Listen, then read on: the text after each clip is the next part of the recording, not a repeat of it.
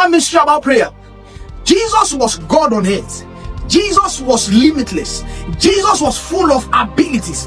Jesus was full of capacities. Jesus was overflowing in graces. Jesus was overflowing in giftings.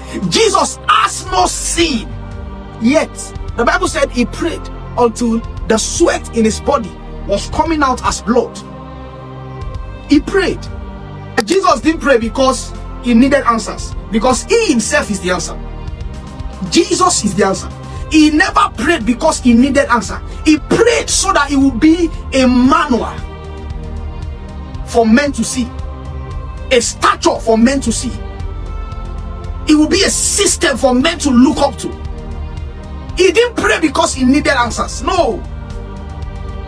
When he took that 5 loaves of bread and 2 fishes, he lifted up in thanksgiving. He said, Father, I thank you because you hear me.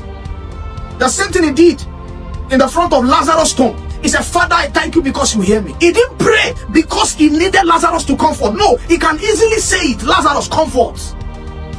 He can easily say it. 5 loaves of bread turn to 1,000, turn to 5,000. He can easily say it. But he prayed so that it becomes a stature that men looks up to for prayer. Do you know that it's not Christians alone that pray? Muslims pray, Hindus pray, people of other religions pray. Why exactly and what exactly makes your prayer to be effective? What makes your own different? The answer is in James chapter 5 verse 16.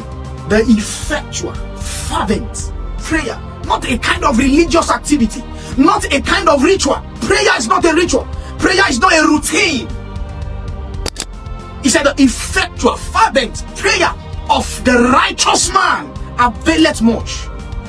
That means there are many people that are praying, but there is an exception for the righteous man, an exemption for the man after the heart of God.